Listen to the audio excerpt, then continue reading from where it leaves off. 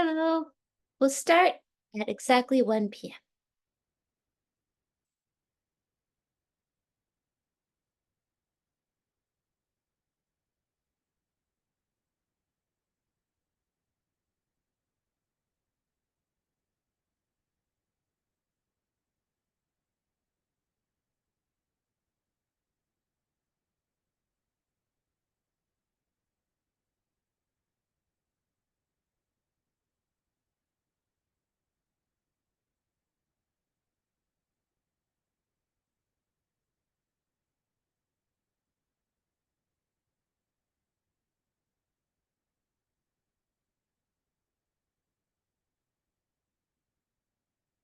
So I'll wait a few more minutes and we'll start, and I will go over what is listed on the course link site in terms of the assignments and when they're due and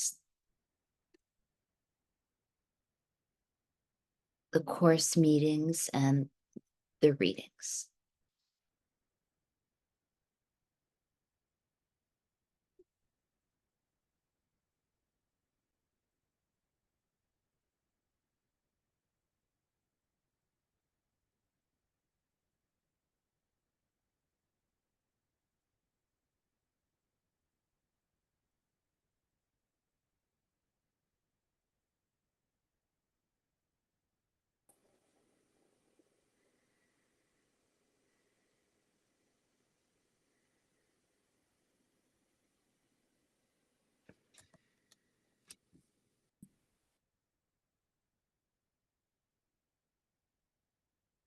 So we'll just wait a few more minutes.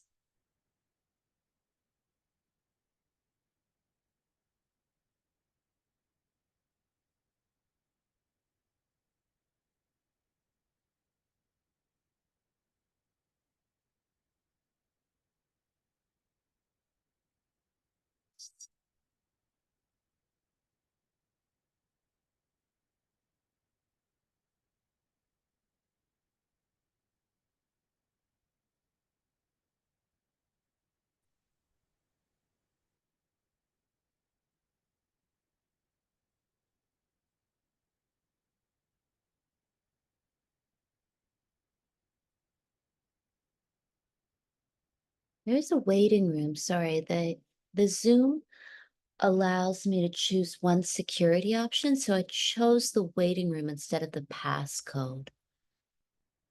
I thought it would be easier because sometimes people might not write down the code to get into the meeting, so I can just let you in.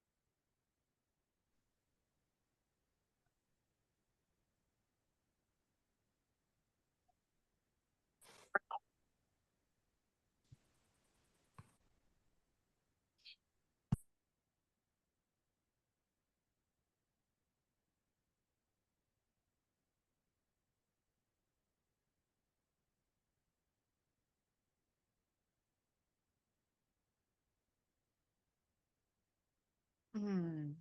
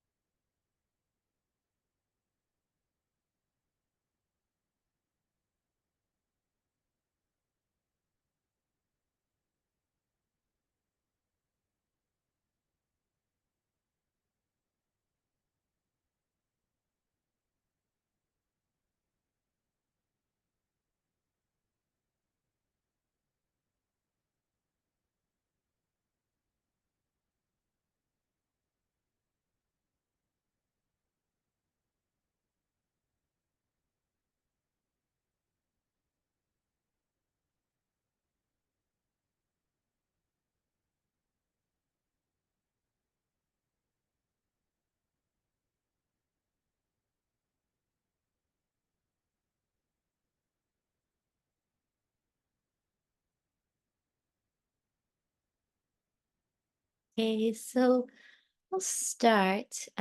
We have a class from 1 to 2:30, so I'll finish before 2:30. I'm sorry about this week. We were supposed to meet in person, but I had problems getting to the campus. We are going to meet every Tuesday in person at Lakehead University, the Aurelia campus, from 1 p.m. to 2:30 p.m. So I will be there on Tuesday. However, if you look at the grading component, the attendance and participation is a self-assessment due on December 3rd, 2024. So there is an assignments tab on CourseLink, and you will be asked to upload a mark out of 10 for yourself. And I will trust your judgment because I'm going to record all of the course content and put it on YouTube.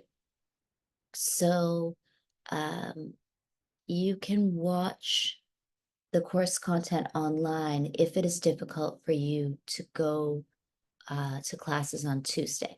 So on Tuesdays, we will meet at Lakehead, and on Thursdays, we will meet like this over Zoom. And so that will be the whole semester. Every Tuesday, we'll meet at Lakehead, and then Thursday, we'll have a Zoom class. But if you cannot attend um, synchronously, which means in person or in real time, you can watch the recorded content as well. So I will go over, my name is Tara as well. I'm your lecturer for this class. So the class begins September 3rd was the first class, and we will finish in December. Reading week is the week of October 15th.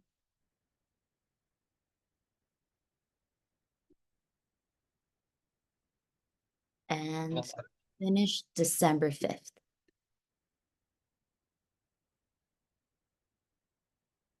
So you can hand in your assignments in person on Tuesdays if you wish, but if you can upload them online, that would also be great because it's easy. It's actually probably in your own best interest to upload your assignments online because the system will keep track of them. And you'll get confirmation that you've handed them in. So the course is about criminological theory, which is a huge field of study. And so we'll begin by discussing a few key concepts in criminological theory.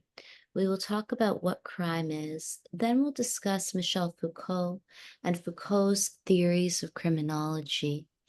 Then we will talk about the social contract, and we'll specifically look at Enlightenment thinkers like John Locke, David Hume, and other thinkers from the Enlightenment whose writings form the basis of law and legal theory. So we will look at John Locke's writings about the social contract and crime. Then we will talk about moral philosophy, and we'll look at this article by Jonathan Jacobs about moral philosophy and crime. Then we will move into talking about gender and criminology. Feminist approaches to criminology um, have offered a critique of what is considered to be crime from a feminist perspective, and also feminist approaches to criminology have looked at the ways that juries, judges, and the general public make sense of crimes such as sexual harassment, rape, and any form of gendered crime. So we will look at key debates within feminist theory and criminology. Then we will move to carceral feminism and abolition. So abolition theorists actually do not believe in the existence of our current criminal justice system. And what many abolition theorists would argue is that the criminal justice system persecutes and destroys the lives of the poor and also people with mental health issues, the chronically ill, migrants and refugees, people of color. What a lot of abolition theorists try to demonstrate are the ways that the criminal justice system really serves to brutalize people who are not the most privileged people in society. And we will look at carceral feminism and transformative justice. And this will then lead us to talk about abolition. So abolitionists argue for the closure of prisons, and they argue against forms of policing and incarcerating of human beings. Abolitionists also often argue against any form of surveillance. Um, the term abolition and abolition theory begins in the United States of America, and a lot of abolition theorists and abolition philosophers and activists would argue that the prison industrial complex is an outgrowth of slavery, that many people who would have been enslaved or would have been made poor because of slavery or would have not benefited from a slave economy will now end up being poor and will be unhoused and could end up being imprisoned in the criminal justice system. So we will talk about abolition theory then and prison abolition. We will then discuss criminology and decolonization. So decolonization and anti-colonial theory are central to uh, the liberal arts and humanities in this time period in Turtle Island. The Missing and Murdered Indigenous Women and Girls Report and the Truth and Reconciliation Commission report document the ways that colonization has had a really traumatic effect in the lives of Indigenous peoples and has also perhaps done damage to our capacity to uphold human rights laws and human rights principles. So we will discuss the relationship between colonialism and criminology, and we'll talk about the Missing and Murdered Indigenous Women and Girls report and criminology. Then we will discuss race and criminology, Patricia Williams is a lawyer and legal scholar who has written extensively about the relationship between race and the American criminal justice system. And we'll look at excerpts from Williams' book. We'll also talk about more contemporary research, like this article by John Hagen discusses legal cynicism and reported crime. So perhaps due to high profile cases in which police are accused of killing people of color, when people of color, including women of color and queer people of color, are victims of crime, uh, the levels of reporting to police and reporting to lawyers could be lower.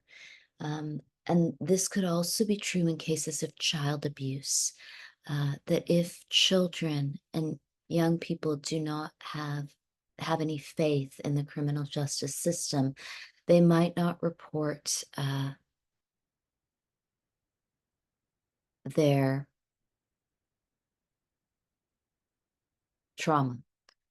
So, and they might not report the circumstances of the events that happened to them. They might not ever acknowledge that they have been victims of crime. So we'll look at John Hagen's research then about legal cynicism. Then we have reading week. Then we'll look at penal spectatorship and white protectionism. And Danielle Dirks and Carolyn Heldman and Emma Sack have all published scholarship about penal spectatorship and about who can get away with crime. And in this one article, the authors focus on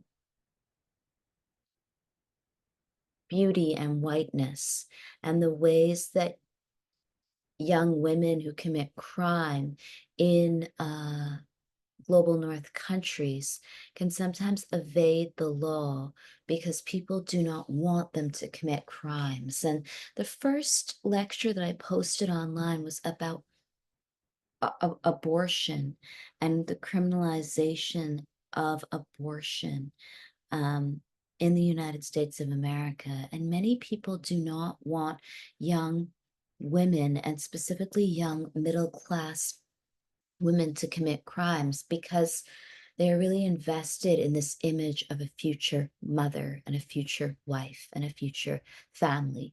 So, this kind of investment in a good girl or good woman image often allows middle class women, and in this specific context, white middle class women, to evade the law. I've done research about India and the feminist and queer movement in India, and I would argue that in India there have been similar cases where upper caste Hindu women have been capable of committing mass tax evasion and also the embezzlement of large sums of money, but people have not wanted to believe that they are criminals because of the image of a mother and a good mother. And many of these women are young. And so there is this idea that they will be future mothers and wives instead of people who could leave the countries they're born in with a lot of capital. So then we'll discuss Ashili Mbembe's article about necropolitics, which is about the politics of life and death and who can be killed. And Mbembe specifically looks at colonialism and the politics of killing. We'll also discuss Jasper Puar's book, Terrorist Assemblages. And we'll talk about this book for 3 weeks of the class because it is a full book and it's posted online. And it is specifically about terrorism and the idea of terrorism and all of the anxieties about terror, but also all of the theories regarding terror that look at the relationship between terrorism, gender, and masculinity. And we'll also talk about terrorism in relation to capital and the American dream, and also look at the ways that ideals of wealth and the universal desire to have money could perhaps form the basis of nihilism on the part of poor people. So I would argue that in this time period, it is often normal for every person in the world to want to be middle class or want to be rich, that the desire to have money for the sake of having money is quite normal in this time period. The problem is that if one is not born into a middle class family, if one is born in a very poor country, then this desire just to have money will not necessarily be realized. And so uh, the sense of nihilism, the possibility of killing oneself and others, I think, is also determined by the time period we live in, where someone who does not have money does not have a way of actually housing themselves or living their life. And this is not necessarily true in the past. And uh, the dissolution of subsistence farm communities throughout the world, and particularly in places like Pakistan and India, have led to economic competitions in large cities. The problem is in cities that there's no real way of living except for selling your labor. Um, Terrorism can also be thought of as a crime that is determined by insanity, or a crime that is driven by insanity, by criminal pathology. Finally, terrorism could be thought of as a form of religious fundamentalism. And there are some that would argue that people who commit acts of terror, while they might be doing horrible, immoral things to others, they do believe that they're doing so to bring about some sort of future religious order. So then we'll talk about citizenship and refugees, and we'll discuss Giorgio Agamben's work about citizens. Then we'll discuss gender performativity and Judith Butler's readings, or Judith Butler's understanding of gender performativity. And we'll talk about how gender and gender identity informs crime. Dean Spade has also written a book, which I teach in another class, called Normal Life. And Dean Spade is a transgender theorist and scholar, and their book does look extensively in the first chapters at the criminalization of transgender people historically, using the medical system. But the book also looks at the ways that transgender people often end up being poor and precariously housed and working class. So they do look at cases in which transgender people go to jail for committing crimes. So I will discuss the relationship between gender and crime, drawing on my own research and the research of other scholars. So, my PhD was in sociology at York University, and I wrote about Marxism and neo Marxist theory. And I specifically wrote about gender and race um, as forms of class antagonism, but also as forms of psychological alienation. So I looked at the Marxist concept of alienation from a psychoanalytic perspective, and I also looked at the ways that media and visual culture can contribute to alienation. Um, then I did a postdoc at the Open University in London, England, in a place called Milton Keynes, which is outside of London, England. And my postdoc was in international politics, and I specifically looked at the politics of gender and citizenship in India. So I looked at claims of citizenship that are being made by hijras, and hijras are male to female transgender people in India. And I looked at the ways that the claims of citizenship are not about the European family, and that the claims of citizenship are often about social belonging, but also about the idea of just personhood without any ties to a family or and often without any ties to capital. So I looked at these claims and the idea that someone could claim citizenship without a family and without capital. And so hijras often um, occupy lower income status in many cities in many cities in India. There are instances where there are very successful Hijra politicians, and there are obviously middle class transgender and queer people in India, but there are also a lot more cases in which Hijras are poor and poor to the point they engage in high risk industries like sex work, gang activity, and the drug trade. So when we talk about gender and crime, I'll draw on my own research to discuss the ways that alienation from the family can often lead to financial precarity, being precariously housed, and ultimately to crime. Uh, Then we'll discuss queer criminology for 3 weeks, and we'll look at the ways that queer criminologists often engage in forms of activism to question what crime is and who is criminalized. And queer criminologists often look at the ways that normative ideas of the family and class often cause people to be unemployed or precariously employed, then precariously housed, and then poor and criminalized. So even not having a certain body that looks a certain way could cause one to be poor over time and precariously housed and then criminalized.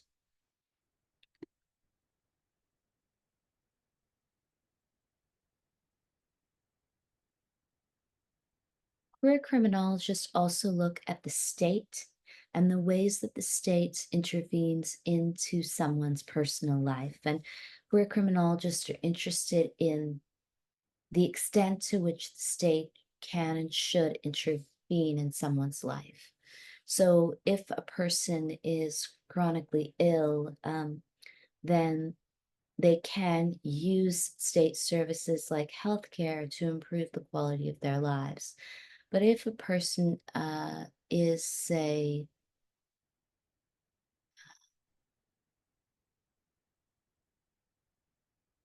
in polyamorous relationships that they enjoy, then the state cannot intervene and prevent them from being in these non traditional unions.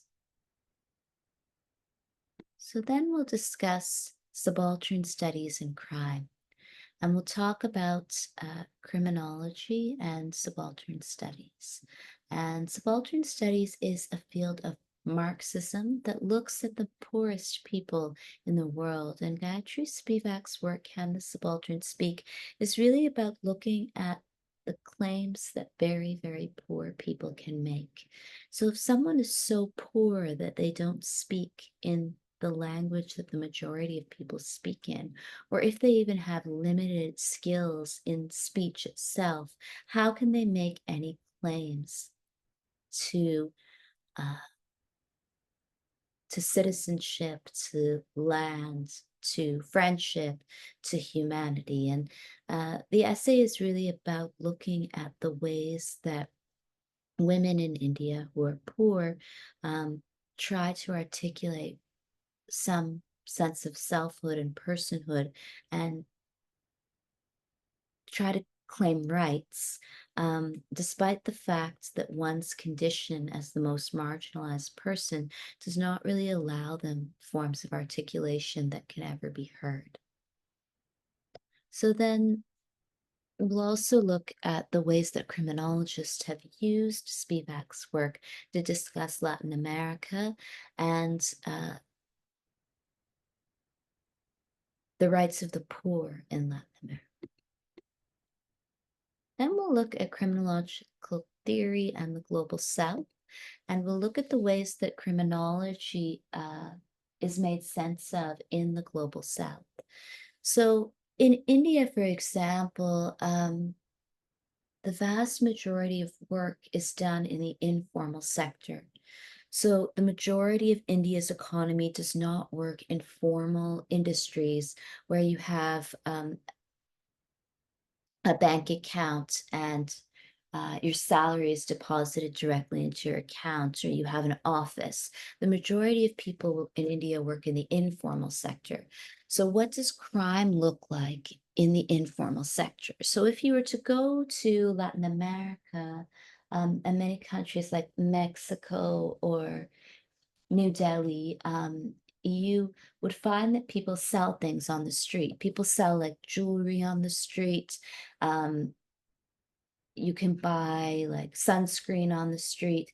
But these people are obviously informal laborers. So, does the police then have the right to criminalize them? If the majority of the people in a city work in the informal sector, then how can these sectors be controlled, and should they be controlled? Food is another example. Throughout the global South, you could buy street food, and people will sell food on the street. Um, does the state have the right to intervene? And when the state intervenes, is it for the good of the worker and the public? Some would say yes, because in the case of food, you can be sick. If you go to India now, specifically Delhi, there's been a lot of activism by the street workers' unions so that they do have masks in the global pandemic. People who sold things on the street had masks that were subsidized, and they do have gloves. And this is actually for the benefit of people who work in these industries because they won't be sick, and they can have a really clean workplace. It's also for the benefit of the public, so the public will not get sick. If the public gets sick, they will go back to these people who have sold street food and they will complain about them directly. They will also take photos of them and complain on the internet. Then these people will not be able to make any money. There'll also be people who are seen to be bad people who are selling food that would make the public sick. So it's in the interest of the worker that things are done efficiently and cleanly with masks and with gloves and with proper hygiene. The problem is, in order to do this kind of thing with proper masks, like even proper metal that is sold in jewelry so that someone's earrings don't end up like doing damage to your ears, you have to have a certain amount of capital. If someone just wants to start making food on the street and selling it, they can. The reason they would do so is because they are really the poorest people in the society and perhaps the poorest people in the world. And this is also true of Guatemala and Mexico, like people who are poor, and specifically people who are young and poor. Single mothers, children who have run away from their homes need to make money, and they don't have the capital to invest in things like masks and gloves or proper signage describing what they're selling. Like if you look at Canadian products, you can see that there'll be like nutritional content on a bottle of water, even. And so the efforts to regulate industries like the street industries are about trying to create long-term security for workers. The problem is that when someone is poor, they don't really want long-term security. They want a quick fix. Like if someone has financial problems with credit, for example, all they want is for someone to give them money so that they can pay off a loan. They don't necessarily think about the long-term future. And this is also true of the working class and the poor throughout the world. So we'll discuss the ways that criminology and Southern theory and cognitive justice all work to think about um, the best possible ways to create a sustainable future for people in the global south that involves uh, law and transparency. Then we'll look at Gautam Bond's writings, which are about poverty and urban citizenship and inequality in New Delhi, the capital of India. Then we'll discuss indigenous challenges for Southern criminology. So we'll look at the ways that tribal or Adivasi or indigenous peoples throughout the global South often pose a challenge to statist approaches to regulating industry. So if someone wants to sell things on the street, they can sell these things. But the question is, uh, who has ownership over what is being sold? And there are a whole different set of ideas about crime that enter into criminological theory when we can think about ownership of land and also ownership of holistic medicines, and other things that are indigenous to a society. So we'll discuss criminology and global indigeneity. Then finally, we will discuss gender-based violence in the global south. So a lot of these critics from the global south or who write about the global south are critical of the ways that criminology and the criminal justice system works in the global south to discriminate against the poorest people. However, I will finish with John Hagen's and Winona Ryman Richmond and Patricia Parker's article about rape and death in Darfur. And I will look at criminology and genocide, but I specifically want to finish by discussing the importance of thinking about criminological theory and crime and the criminal justice system in cases of rape and sexual violence, particularly among the poorest women in the world. So that's the way that the course will go. And then I'll discuss the assignments with you. And then I will stop talking and I will ask if you have questions and we can have a discussion. But I just want to go over the assignments. Firstly, the take-home test is distributed on September 19th and it's due on September 24th. Then the presentation is due on October 31st, 2024, and it's a recording or live presentation. Then it is the final assignment, and it's due on December 3rd, 2024.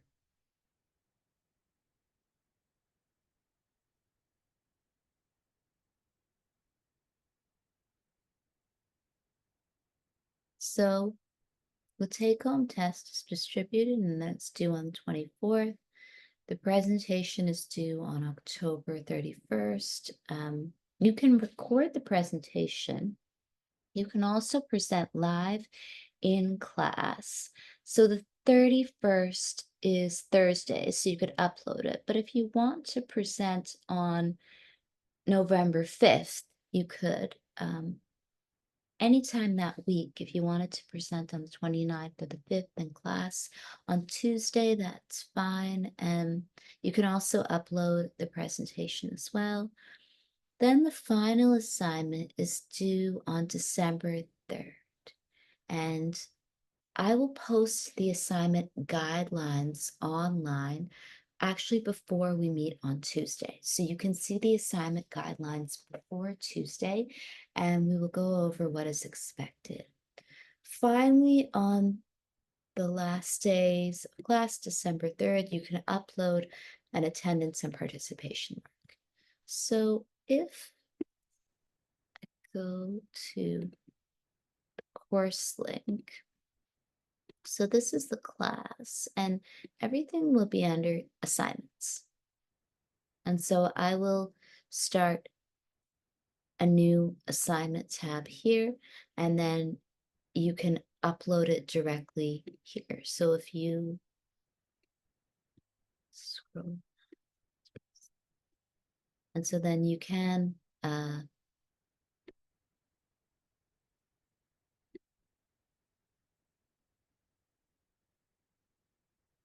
upload your assignments. So are there questions? Have any questions about the course content? There are 3 assignments. Hmm. Short answer. You will be asked to define concepts from the readings.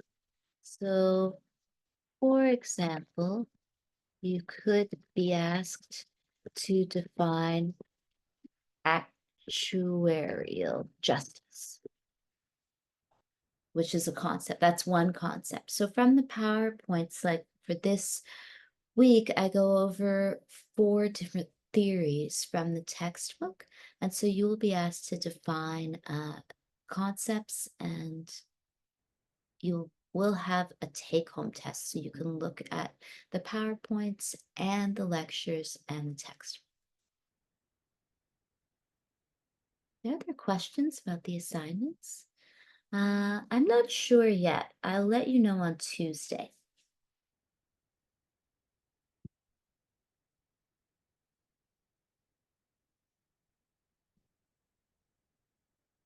Past, it's been I think 5 or 6 short answers, and you have a choice of 7 or 8.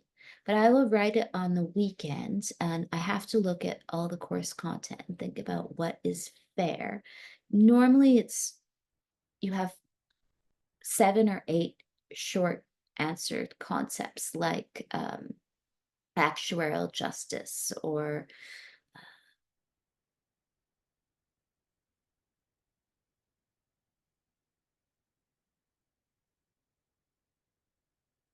criminology and feminism or feminist criminology. You have these concepts that you're asked to define, and there will be 8, and you can choose 6. So I'll let you know if it's going to be a choice of 7. You will either define 5 out of 7 or 6 out of 8. So I'll let you know on Tuesday. It's going to be, I'll put it online. It's September the 19th. It will be online. So I'll put it online on Thursday, and then it's due on Tuesday. If for some reason if you prefer to hand it in person and print it off on Tuesday, sometimes people prefer to write by hand, and you can do that. If not, you can upload your answers. So, and then hand it on the 24th.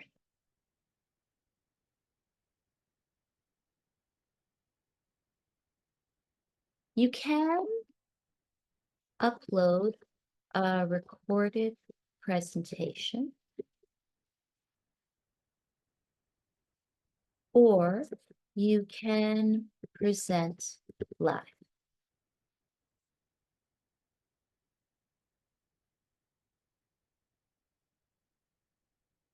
So you can upload a recorded presentation.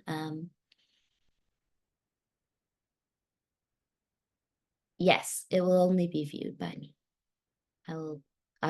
We won't screen all the presentations. It will just be me who sees it. If you present in class, you can present in front of the group.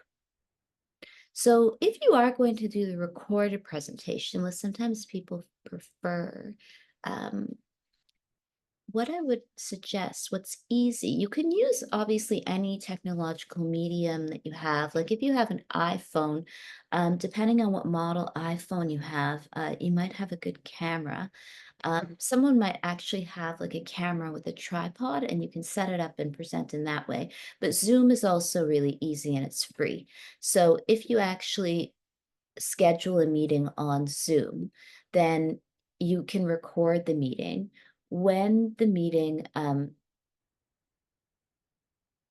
is finished and you hit end, what you'll find is that you get an MP4 form, like file.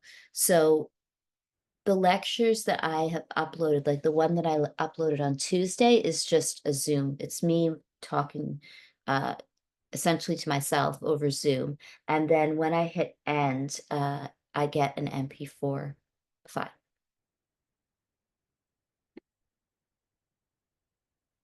No, if it's up to you.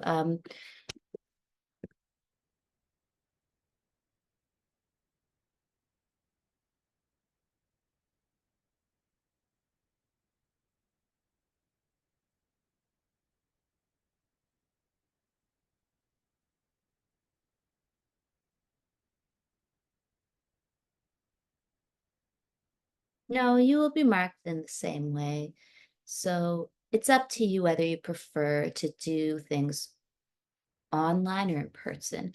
It's really a preference. There are people who I know who really don't enjoy doing recordings and they would prefer just to see people in person and interact with them. It's also about the time. If you record things in advance, on the one hand, you can get them done quicker, but it might actually mean that you record and re-record. If you just do things live, it is just done, and uh,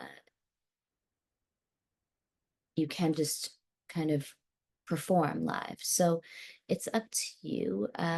You can work in groups as well. Um, you can work in groups of up to 5 or 6 people. I think 6 is the maximum number of people that I would suggest that you work with. And you can then record a group presentation or present together in class. Um, you will all receive the same mark. So if you present in a group of 6, all 6 people will receive the same. Any other questions about the assignments?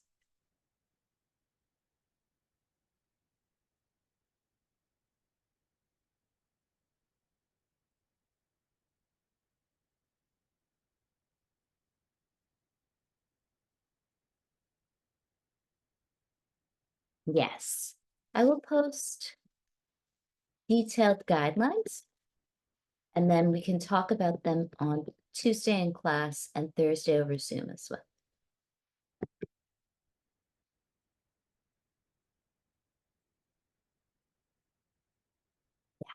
I will post written guidelines under assignments. I will post like an assignment sheet that gives you detailed instructions before Tuesday, and then we'll meet at Lakehead on Tuesday, and we can talk about any questions you have about what the guidelines indicate. Um, and you can also contact me anytime over email.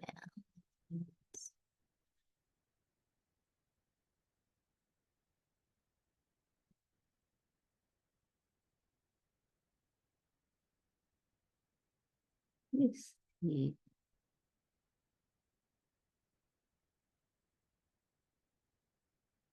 I think that's it. Check.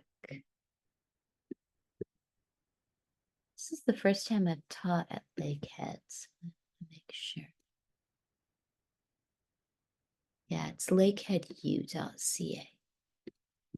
So feel free to contact me anytime.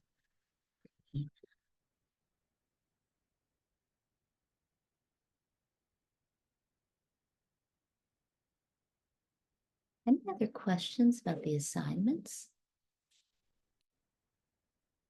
Okay, so I'll share my screen. And the first lecture that I posted online, which was recorded, was about abortion. And I ended with this clip of Dean Spade, who is a freedom scholar, discussing their scholarship. And Dean Spade is one of many contemporary scholars who is very critical of the criminal justice system. And Dean Spade is a law professor, and so they obviously do understand the criminal justice system. And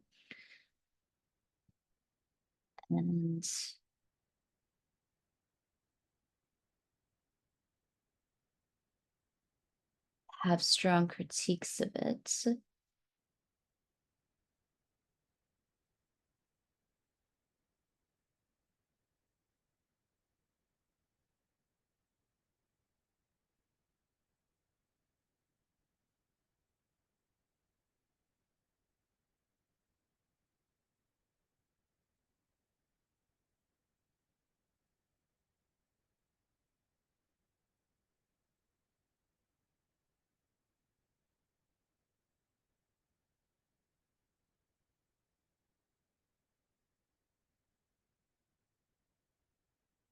So it says Dean Spade's pronouns are he, him. So in the presentations or your writing, if you're interested in writing about Spade's scholarship, there's a lot of media online about his work and thoughts about the criminal justice system. So here is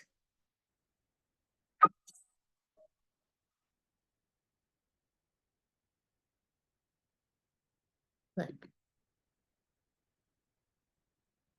What I want for everyone, and I think what my work is really toward, is obviously to like get rid of the. Yes, Lauren? Yeah.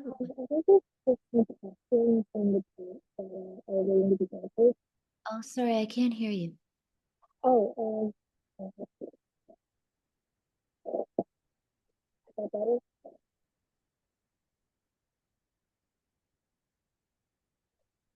what? Hello?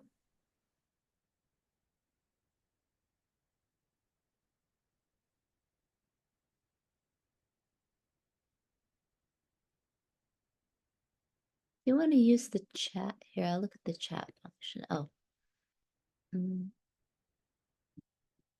Let me answer your questions over the chat.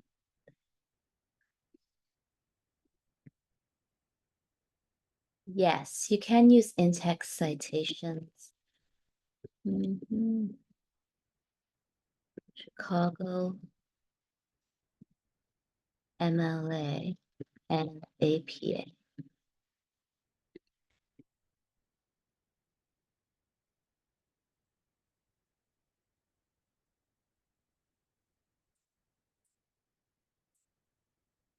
And there's another, yes, you can have a discussion group. Someone asked me if I would start a discussion group, and I will after the class today.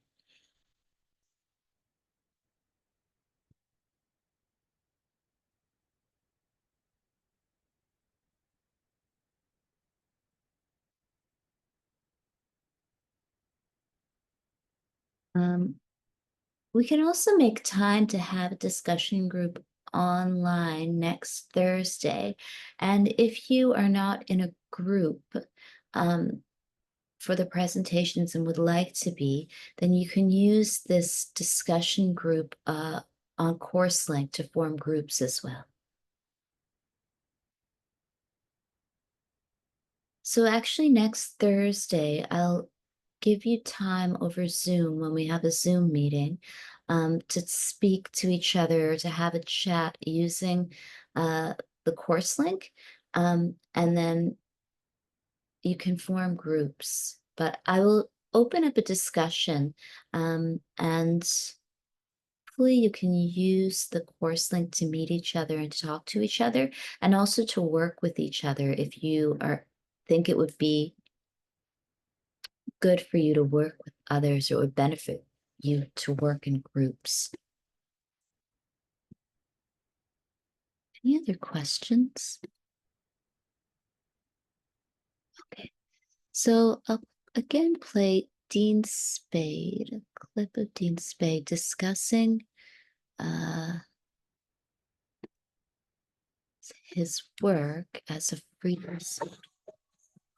What I want for everyone, and I think what my work is really toward, is obviously to like get rid of these brutal systems that are chewing up our communities and caging people and make people live in brutal poverty. And while we're still working that out and people are still going through those systems, I want people to have accompaniment, to feel like a ton of people have their back, that they're not to blame for the stigma that's being placed on them. The only thing that matters to me in this lifetime is being part of work to reduce human suffering and destroy systems of domination. My name is Dean Spade, and I'm a freedom scholar.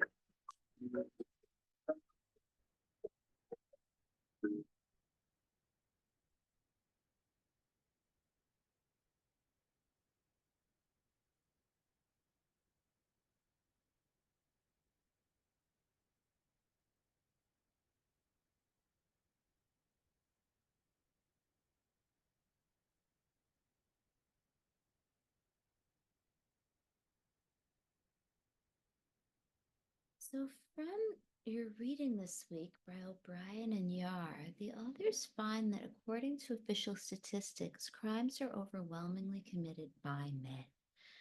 The predominance of men in criminal activity appears relatively stable over time and across space. For example, Heidensaw notes that in 1984, 16% of known offenders in England and Wales were female. In 1999, the figure was just 17%. In France, in the mid 1980s, a little under 19% of known offenders were female. In Germany, a little over 20%, and similar or lower shares can be found in the Netherlands and Scandinavia. And there has been no great change in these ratios in the intervening period.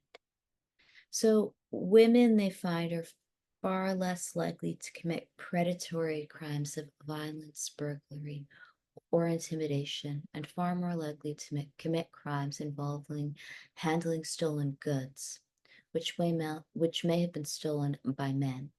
Around half of all women prisoners have been convicted of theft and handling charges. A high proportion of these women are considered vulnerable to self-harm and problems of mental illness. So O'Brien and Yar find that the majority of crimes are committed by men.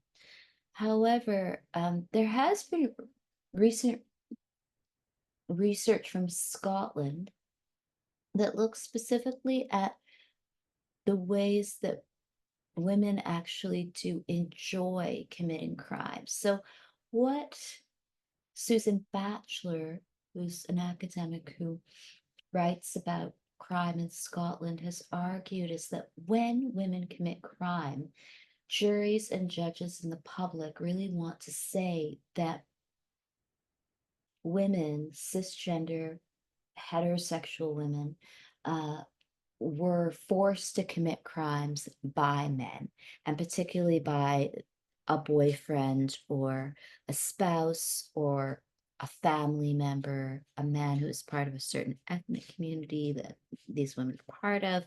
And what the Scottish researchers, who are feminist researchers, have tried to demonstrate is that in many instances, women enjoy crime because they enjoy money. The drug trade is one of the best examples in Glasgow, that women are often seen to be victims who did not know that men were putting drugs in their homes or using their homes as places to sell drugs. And in reality, what a lot of more recent research has shown is that people often enjoy crime in this time period because of how much they enjoy money and consumerism and the ways that they can avoid all forms of work and scrutiny, and hardship, because of large sums of capital that one can gain from committing crime, particularly crimes like the sale of drugs and gang activity. So, as I discussed in the first half of the lecture, which is recorded, abortion has been banned in several states in the United States of America. So Texas was one of those states. One bans abortion as early as 6 weeks before many people even know they're pregnant and emboldens almost any private citizen to sue abortion providers and others suspected of helping someone seeking abortion care, including family members, rideshare drivers, and even clergy members. The other would outlaw abortion if Roe versus Wade is overturned by the Supreme Court of the United States with no exceptions for rape or incest.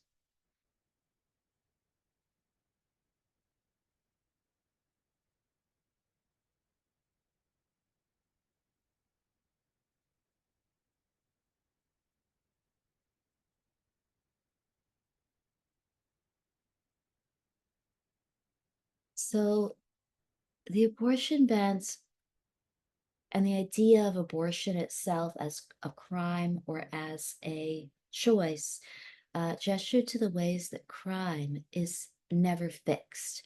Um, crime is not really something that is part of the natural world or scientific in nature. Um, if someone does not have access to water for 20 days during war, if they're trying to flee a conflict zone, then you can't predict certain things that would happen to someone if they didn't have water. But crime changes all the time. Um, Citizenship is a good example. Who can and cannot claim citizenship, and who can and cannot claim asylum, and the time that you can stay if you get a student visa, the time that you can stay after the student visa, all of it is really precarious, and it's just really about language and politics and political power. It can also be obviously about money, that something becomes or does not become a crime because of class antagonism in specific states and countries in certain times. So the crime of, say, staying for a certain amount of time after your student visa is over can change because of different people who are elected to political power uh, and because of changes in the economy. Um, Abortion was legal throughout the United States of America until the Michael Dobbs ruling. Abortion continues to be legal in Canada. Since 1988, Canada has had comprehensive laws protecting people's right to have an abortion.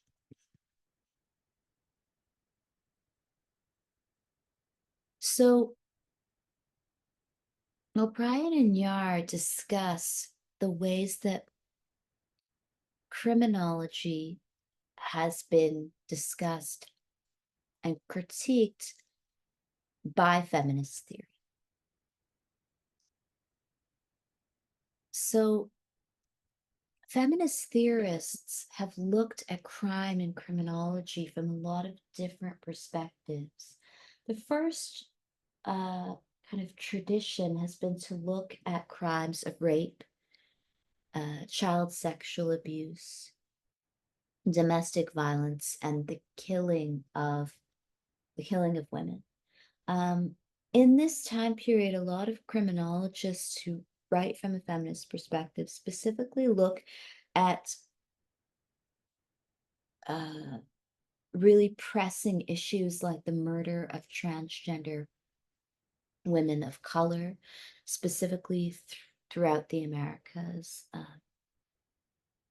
Hijras, who are male to female transgender persons, experience high rates of rape and murder, and also high rates of HIV and AIDS because of sex work, perhaps. I would argue because of high risk sex work and the lack of regulation of sex work. So criminologists who discuss feminist theory often focus on gender-based violence that victimizes transgender people, queer people, and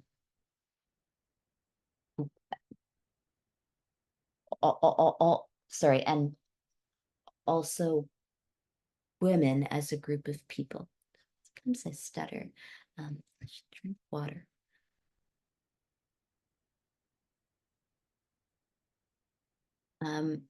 So women are often the targets of specific crimes, and so are transgender people and queer people. Uh, Feminist criminologists also look at hate crimes and the killing of women. So feminist theory can also be used to look at the mass killings of uh, gendered and racialized subjects, such as Indigenous women and girls.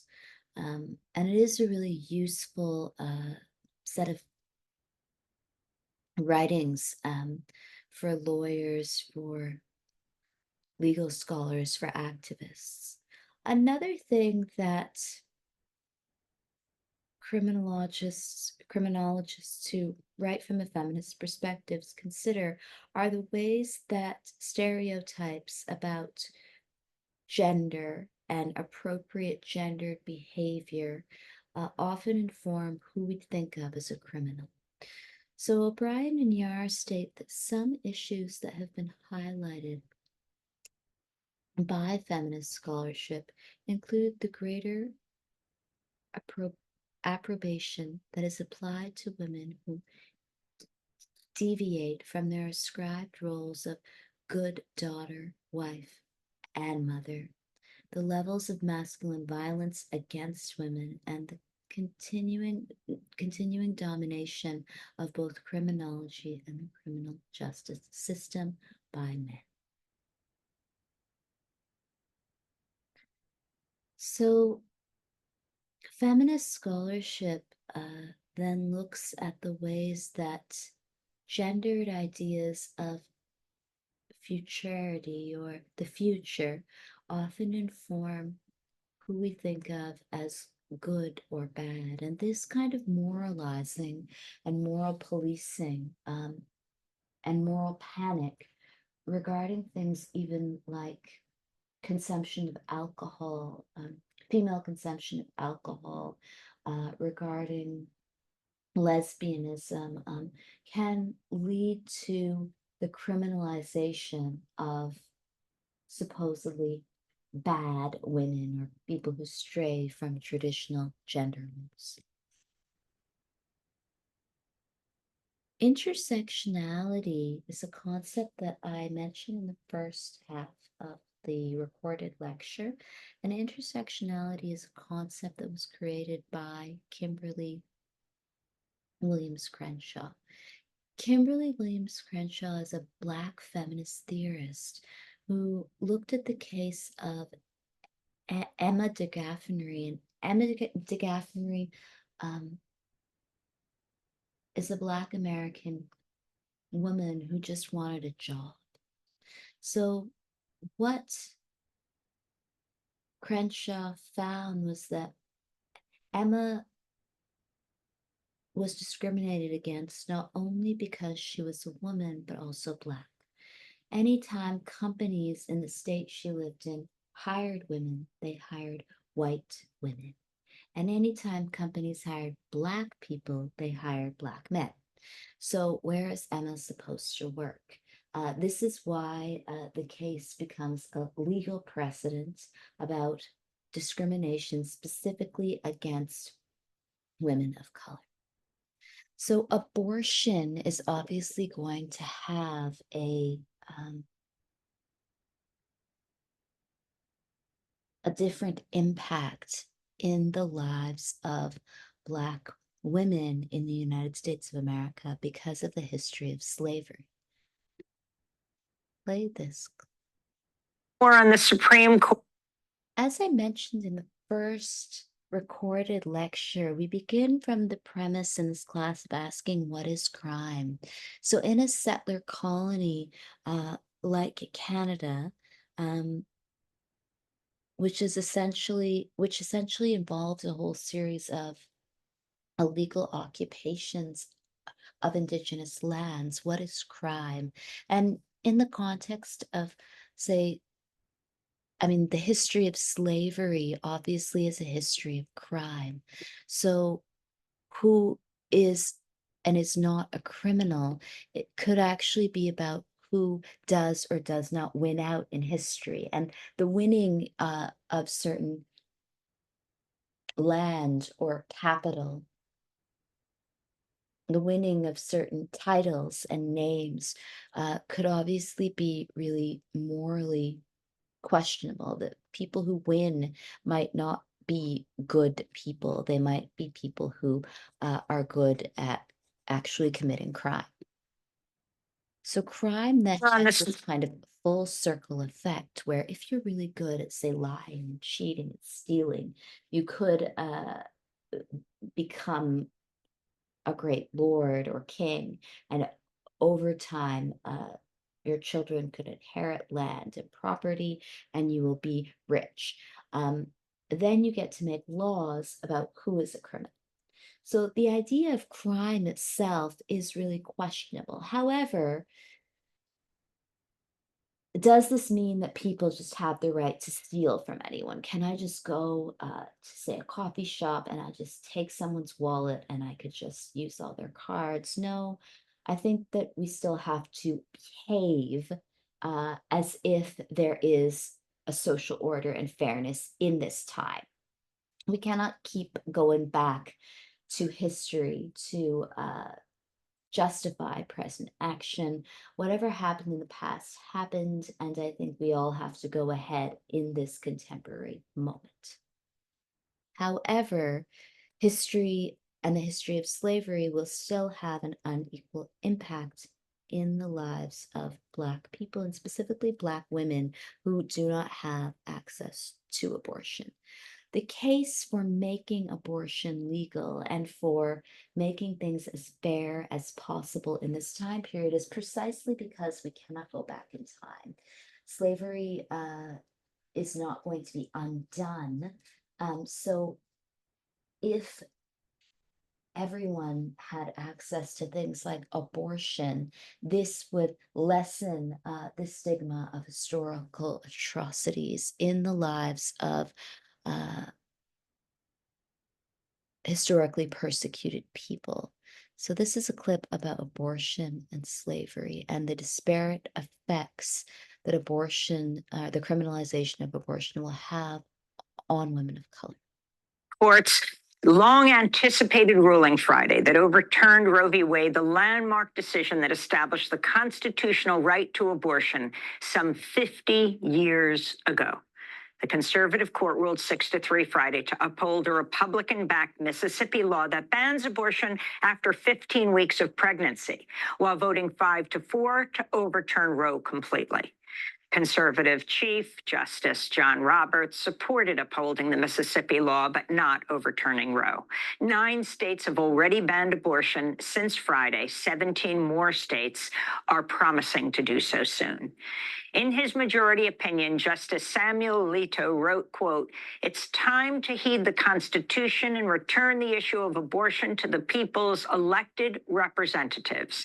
In their dissent, the court's 3 liberal justices wrote, quote, "With sorrow for this court, but more for the many millions of American women who've today lost a fundamental constitutional protection, we dissent." Conservative Justice Clarence Thomas sided with the majority, but argued in a concurring opinion that other key landmark rulings establishing gay rights, the right to contraception as well, should also be overturned. Protests broke out nationwide in response to the ruling and continued over the weekend as thousands marched nationwide, with some facing arrest and police brutality in Los Angeles and South Carolina.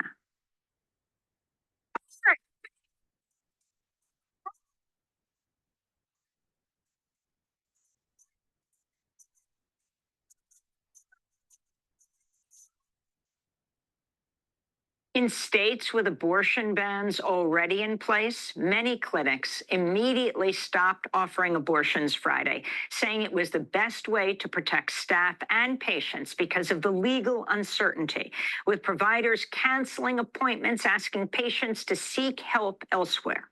At the same time, reproductive rights activists are mobilizing to support patients with travel funds and more. This is Renee Bracy Sherman, Executive Director of We Testify, speaking at a protest this weekend. It's also going to be critical that you show up in 4, 5, 6, 7, 8, 9 months and somebody's arrested for their stillbirth or their miscarriage or self-managing their abortion.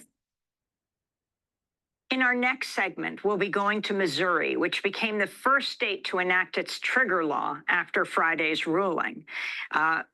This is Congressmember Cori Bush, a Democrat of Missouri, responding to the Supreme Court's ruling Friday. 49 years. 49 years. And they stripped of aid. 36 million people will be affected. And it's oh well. 36 million people, it's oh well. 36 million people, and this is a far-right extremist Supreme Court that's making this decision that affects other people, that affects lives when Black women when we know that Black women, the leading cause of death before 1973 was the sepsis that went along with these unsafe abortions. And to say, hey, we're good, we're going back there, we're going to send you back there. To know that people are already hurting, that people need services. This is healthcare. It's like mental health. It's like going to get the services for heart disease, get services for a toothache. It is health care. In the past, Congressmember Bush has shared that she was raped and got an abortion as a teenager. President Biden denounced Friday's ruling and vowed to protect access to abortion pills and contraception. Meanwhile, Democratic Senator Elizabeth Warren and 25 other senators wrote a letter to Biden calling on him to open federal enclaves in red states to health clinics that provide abortion.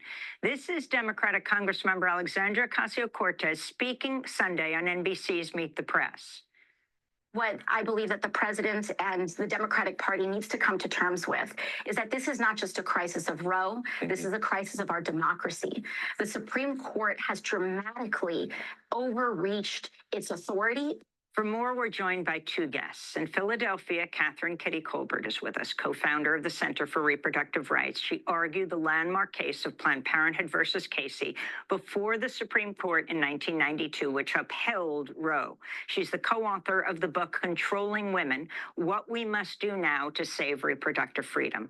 Also with us is Michelle Goodwin, Chancellor's Professor at the University of California, Irvine School of Law, host of the Ms. Magazine podcast On the Issues with Michelle Goodwin, and author of Policing the Womb: Invisible Women and the Criminalization of Motherhood. She just has a piece out in the New York Times, headline, No Justice, Alito. Reproductive justice is in the Constitution. We welcome you both back to Democracy Now! Professor Goodwin, let's begin with you. Can you talk about your response to the Supreme Court overturning Roe after almost 50 years? Well, it's good to be back with you, Amy, on the show. The decision itself, just as we saw with the leaked draft, has many errors, omissions. It has a selective, if not opportunistic, reading of American history.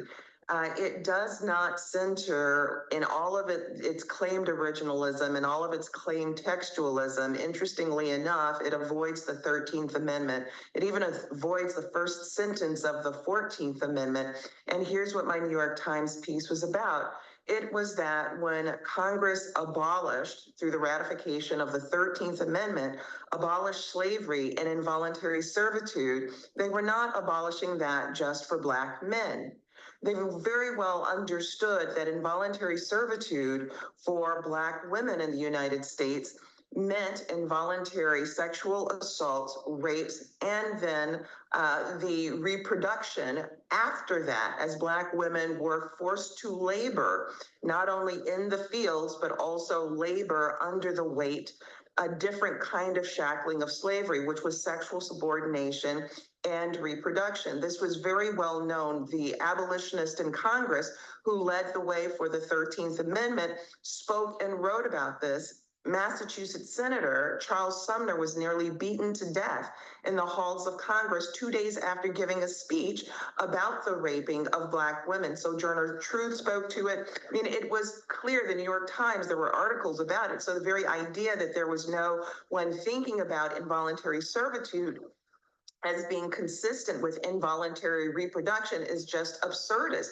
It was written about everywhere. Everyone knew this as being one of the devastating effects of American slavery, and it was abolished with the 13th Amendment. And then later on with the 14th Amendment, it was still recognized that Black women were psychologically, physically, and reproductively still being harmed in Southern states.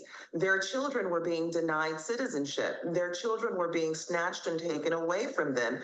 And the 14th Amendment was therefore then ratified. The piece goes into depth in all of these categories to give an education to the Supreme Court and to our country to remember this, because otherwise Black women have been essentially erased from the Constitution. And by erasing Black women from the Constitution, we ultimately erase all women from the Constitution, because the 13th Amendment and 14th Amendment not only freed Black women from these bondages, but it also freed white women from these bondages. None of this is given any kind of reading by the originalist and textualist on the Supreme Court, who seem to ignore all of that and have now rendered us to a country where there are free states, where individuals can be free in their bodies, and also those where it is non-free. And one can't help but understand this as being so consistent with the patterns of slavery and Jim Crow in the United States. And let's talk about the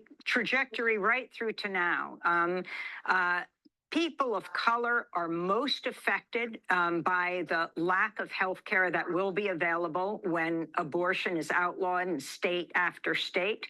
Can you talk about the Duke study about Black maternal mortality and how much higher it is than for white people who are pregnant? Well, I'm glad that you mentioned that, because what is also alarming in this opinion and also in the draft opinion is how it gives no regard to facts, concurrent facts. The United States ranks 55th in the world in terms of maternal mortality. It is not in league with Germany, France, its peer nations. Instead, it's in peer company with nations that still publicly lash and stone women. In 2016, the Supreme Court's own record showed that women were 14 times more likely to die by carrying a pregnancy to term than by having an abortion. Once we flash what this looks like in terms of race, then we really get a sense of the horror that's behind all of this. And again, with the Supreme Court deciding that it would pay no attention to it. So in Mississippi, we're looking at 118 times Black women more likely to die 118 times by carrying a pregnancy to term than by having an abortion. According to Mississippi's own data from their Department of Health, a Black woman, 80% of the cardiac deaths in that state occur to Black women. Black women don't make up 80% of the female population in the state, but are 80% of the cardiac deaths during pregnancy. And nationally, they're 3.5 times more likely than white counterparts to die due to maternal mortality. But Amy, that's not all. If you actually look at certain counties within these anti-abortion states, then you see that Black women may be 5 or 10 or 15 times more likely to die by being forced to carry a pregnancy to term than by being able to have the medical care of an abortion. And it's just that glaring and alarming. And what's so stunning about it is that the Supreme Court gives no consideration to this data.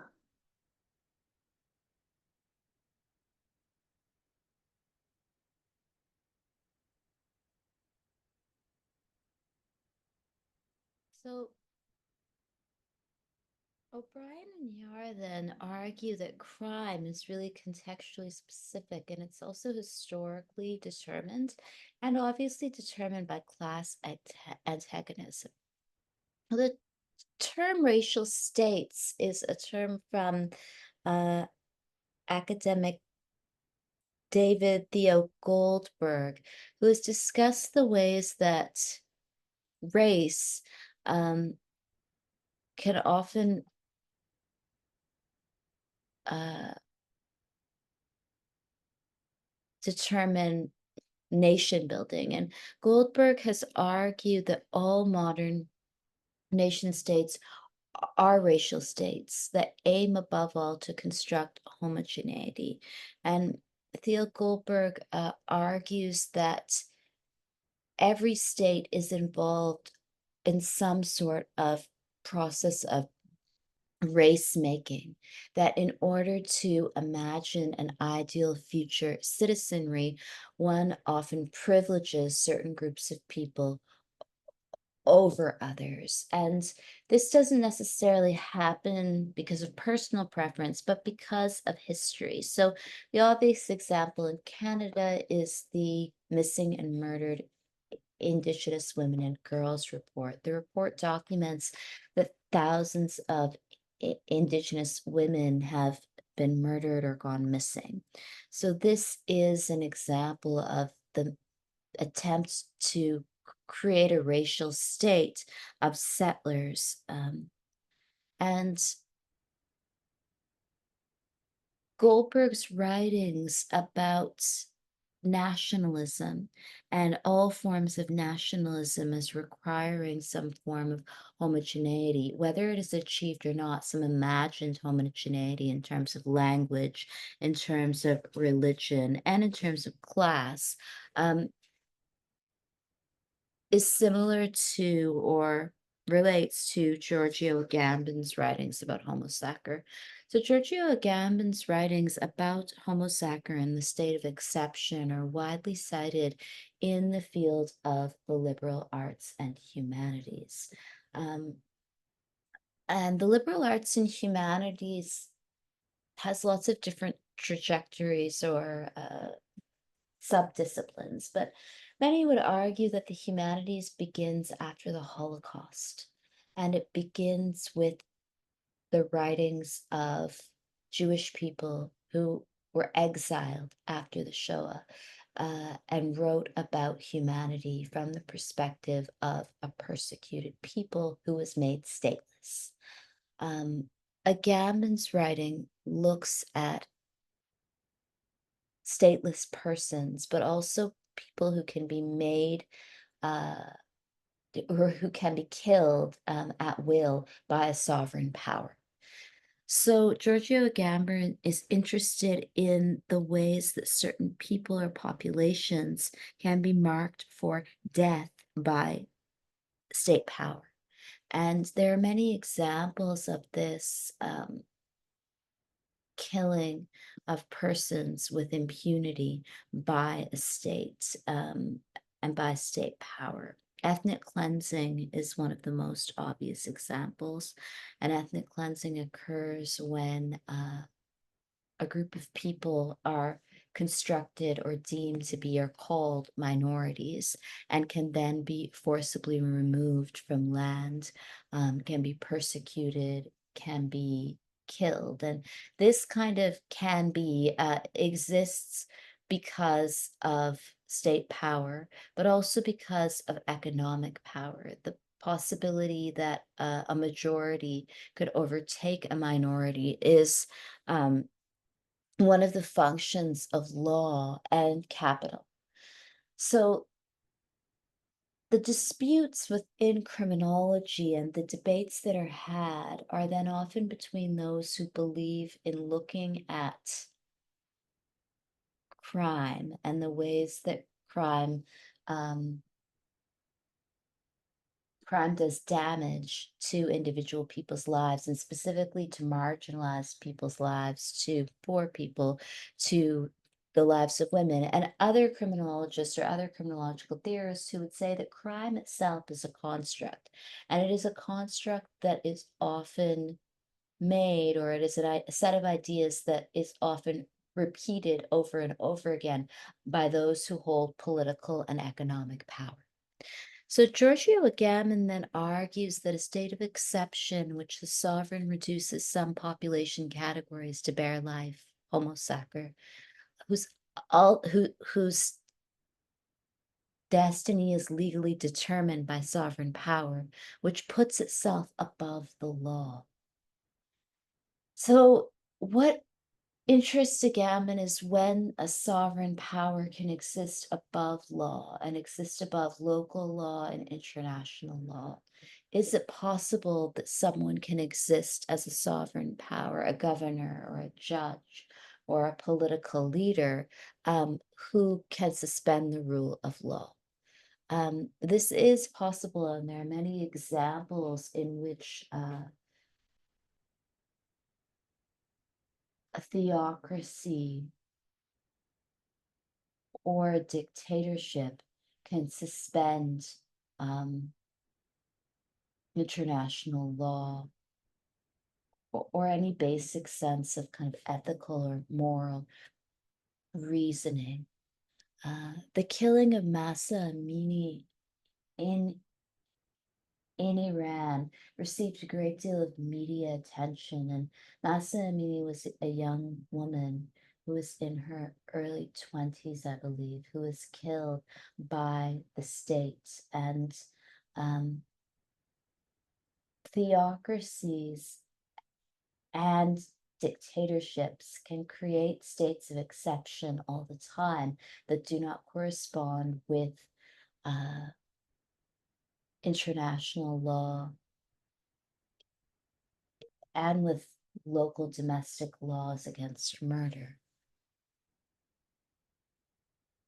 So the question, I guess, is how does one gain the right to be a sovereign power who can violate the law?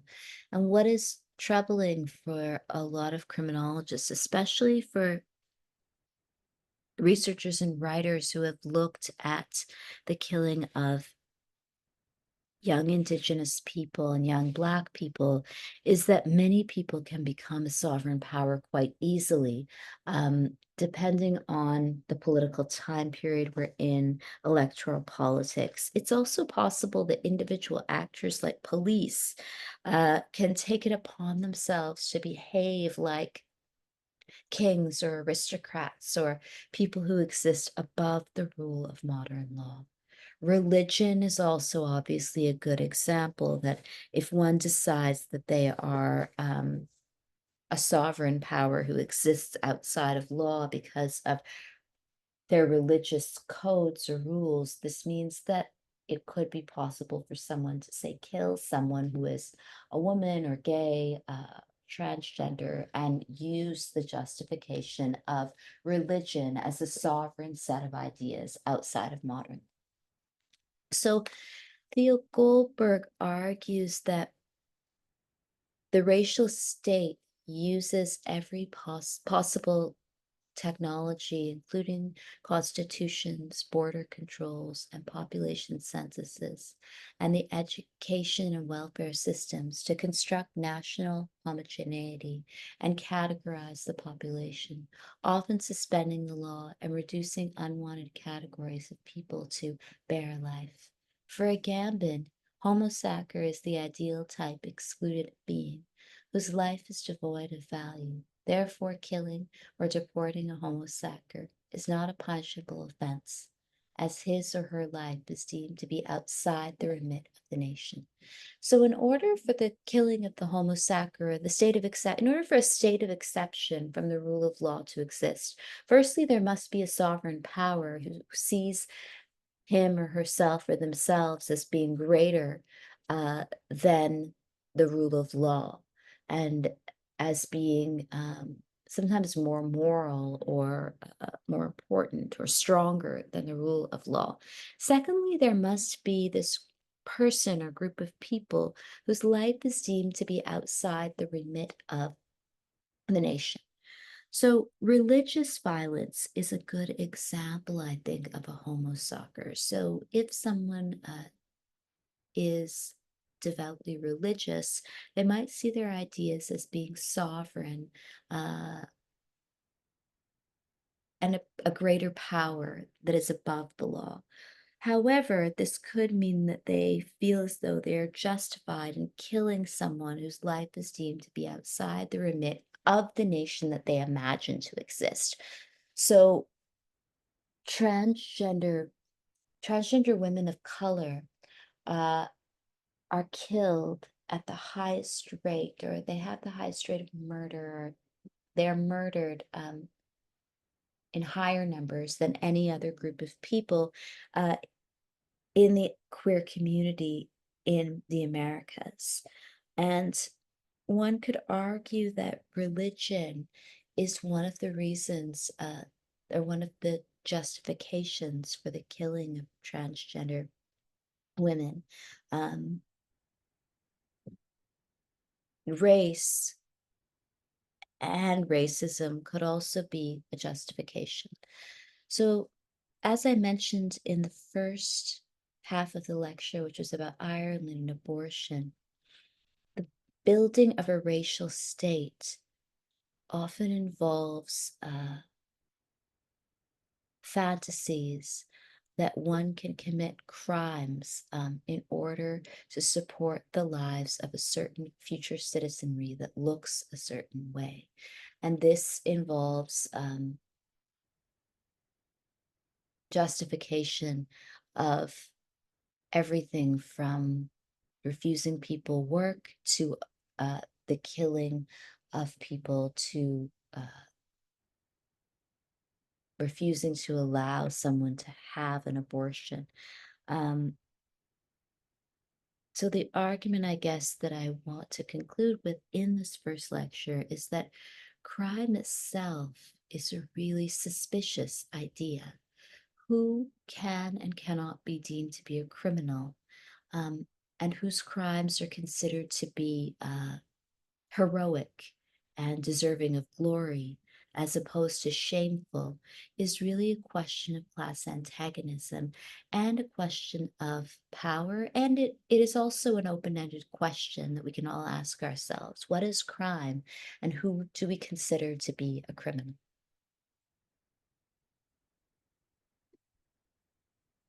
So that is the second half of the first lecture, the first week, which was about abortion. And I drew on the concepts from your readings. And the reading is just the first few pages of O'Brien and Yar's book, Criminological Theory. Are there any questions? I will upload the assignment guidelines before Tuesday, and then we can meet on Tuesday at Lakehead University, and we can discuss the assignment guidelines in detail. The first assignment is not due until September 24th, and it will be a take-home test that I will upload on the 19th of September, and you will hand it in on the 24th. So there's nothing due until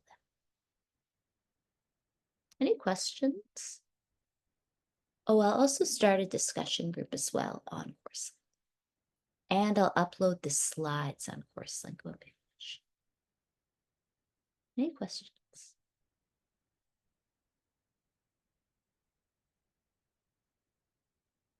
Yay, I hope you enjoyed the first week. We're going to meet on Tuesday at Lakehead University and on Thursday over Zoom. Thank you very much for your participation. I hope you have a great weekend. Thanks. Bye. Cheers. Feel free to email me as well if you have any questions. Thanks. Bye.